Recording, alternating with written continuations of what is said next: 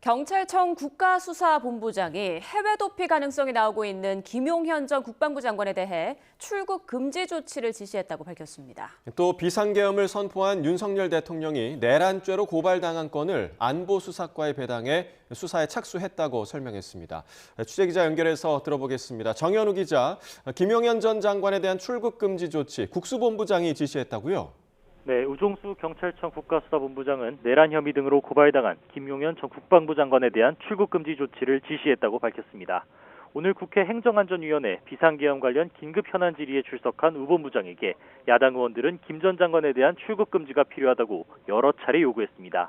이에 우 본부장은 잠시 자리를 비우더니 다시 돌아와 안보수사 단장에게 필요한 조치를 하게 했다고 답했습니다. 그러면서 출국 금지를 조치하고 긴급하게 취할 조치가 있다면 빠르게 시행할 것도 지시했다고 설명했습니다. 앞서 더불어민주당은 윤석열 대통령에게 비상계엄 선포를 건의한 것으로 알려진 김용현 전 국방부 장관이 오늘 해외로 도피할 가능성이 있다는 의혹을 제기했습니다. 김민석 최고위원은 SNS에 김 전 장관의 해외 도피가 확실시된다며 도피와 밀항을 막아달라고 적었고, 같은 당 박선원 의원도 국회에서 기자들과 만나 김 전 장관이 긴급하게 출국할 움직임을 보인다고 설명했습니다. 김 전 장관에 대한 출국 금지 지시가 내려진 가운데 김 전 장관의 움직임에 대해 관심이 모이고 있습니다. 네, 그리고 국가수사본부에선 윤 대통령에 대한 내란죄 고발건에 대한 수사에 착수했다고요? 네, 경찰청 국가수사본부는 비상계엄을 선포한 윤석열 대통령이 내란 혐의로 고발당한 사건을 안보수사과에 정식으로 배당했다고 밝혔습니다. 우종수 본부장은 관련 질의가 나오자 배당 사실을 설명하면서 정해진 절차에 따라 수사하겠다고 밝혔습니다. 민주당 윤건영 의원은 우 본부장에게 수사 의지가 있느냐고 재차 질문했는데, 이에 우 본부장은 당연히 수사하겠다며 의지가 없다면 어떻게 배당했겠느냐고 답했습니다.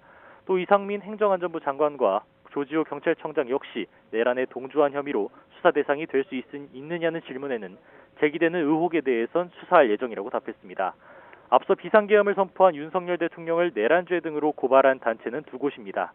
우선 조국혁신당은 윤 대통령과 김용현 전 국방부 장관, 박안수 전 계엄사령관, 그리고 비상계엄 선포 관련 국무회의에 참석한 국무위원들을 내란죄 등 혐의로 고발했습니다. 또 민주노총도 시민사회 활동가들과 함께 윤 대통령 등에 대한 고발장을 냈습니다. 여기에 더해 민주당도 오늘 오후 경찰청에 윤 대통령과 김 전 장관, 그리고 이상민 전 장관 등에 대한 고발장을 내겠다고 예고한 상태입니다. 지금까지 사회부에서 YTN 정현우입니다.